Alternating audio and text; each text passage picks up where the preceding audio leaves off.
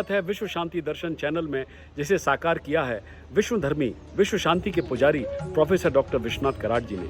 इतना ही नहीं, professor doctor Karad जी ने विश्व शांति गुंबद यानी डोम की स्थापना भी की है। एक संकल्पना की थी उन्होंने, जो पुणे विश्व राजबाग में स्थित है। आप सबकी जानकारी के लिए बता दूं कि ये विश्व का सबसे बड़ा गुंबद है। अगर आप लोग पुणे आए तो इस डोम को देखना मत भूलिएगा। हाँ, इट्स एन एक्सपीरियंस। आप देख रहे हैं कार्यक्रम ज्ञान विज्ञान धारा। पिछले एपिसोड में आपको मैं बता रहा था कि विज्ञान और अध्यात्म विपरीत होते हुए भी दोनों में समन्वय और संतुलन रखना क्यों आवश्यक है, और शंख की ध्वनि ने एपिसोड को विराम दे दिया था। आज उसी चर्चा को आगे बढ़ाते हैं।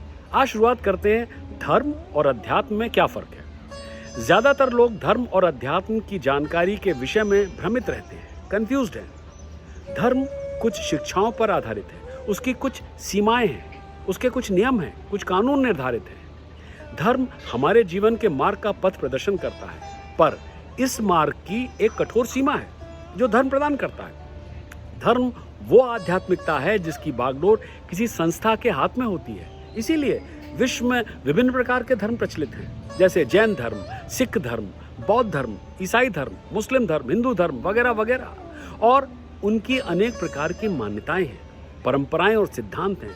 विभिन्न पूजा और पाठ के उनके तरीके हैं। तो फिर इन सभी धर्मों में कॉमन फैक्टर क्या है? अध्यात्म। जी हाँ, अध्यात्म ही कॉमन फैक्टर है। वही इन सबको बांधे भी रखता है। धर्म और अध्यात्म का मेल कुछ वैसा ही है जैसा कि एक पतंग का उसकी डोर के साथ होता है। पतंग अगर धर्म है तो डोर अध्यात्म है। चलिए ये कहानी सुनाकर मैं आपकी शंका को दूर किए देता हूँ। एक बार एक पिता और उनका 10 वर्षीय पुत्र पतंगबाजी के उत्सव में गए। रंग बिरंगी पतंगों से भरे आसमान को देखकर बेटा बहुत खुश हो रहा था। उसकी भी इच्छा हुई कि पतंग उड़ाई जाए। उसने अपने पिता से पतंग और डोर की फरमाइश की। पिता उसे एक पतंग की दुकान पर ले गए और उसके लिए पतंग, चरखी और धागे का उन्होंने रोल खरीदा। पतंग में कन्ने आदि बांधने के बाद बेटे ने पतंग उड़ाना शुरू किया। हल्की हल्की हवा चल रही थी। जल्दी ही उसकी पतंग आसमान छूने लगी और बहुत ऊपर पहुंच गई। थोड़ी देर बाद बेटे ने कहा, पिताजी ऐसा लगता है कि धागा पतंग को और ऊंची उड़ान भरने से रोक रहा है।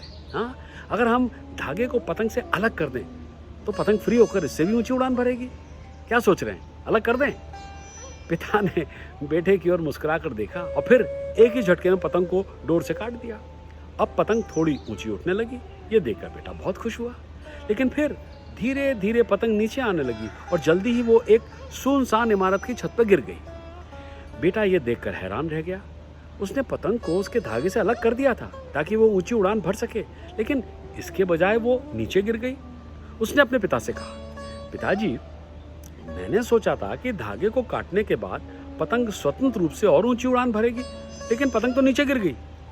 तब पिता ने बेटे को समझाया, दरअसल धागा पतंग को ऊपर ले जाने से रोक नहीं रहा था, बल्कि वो तो पतंग को ऊपर टिके रहने में उसकी मदद कर रहा था, खास तौर पर जब हवा का दबाव और बहाव कम था। और जब हवा बढ़ी तो धागा पतंग को फिर से एक बार और ऊंचाई पर ले जाने में मददगार साबित हुआ। लेकिन जब हमने धागे को पतंग से अलग कर दिया तो वो बिना उसके समर्थन के नीचे गिर गई। धागा पतंग की उड़ान में अवरोध नहीं था, बल्कि उसके उड़ने में और आकाश में टिके रहने में मदद कर रहा था।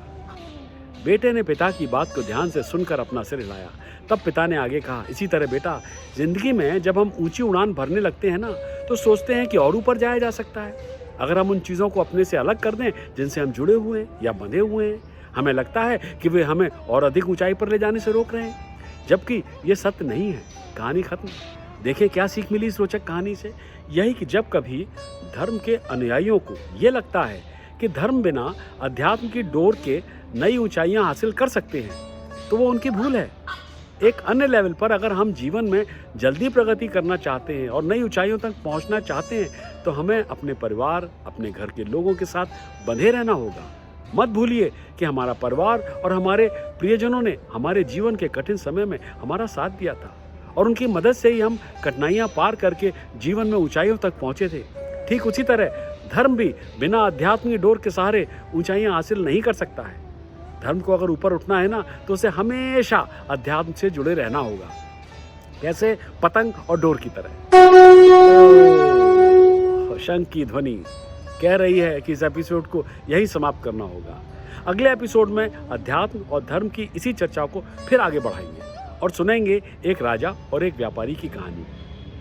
क्यों राजा उस व्यापारी की सारी संपत्ति हड़प करना चाहता था? क्या थी वो अशुद्ध और अपवित्र चेतना जिसने राजा के मन को घेर लिया था? एक बात उन्हें याद दिला दूं कि चैनल को अगर अभी तक सब्सक्राइब नहीं किया तो अवश्य करें नए एपिसोड्स के लिए और देखते रहें विश्व शांति दर्शन।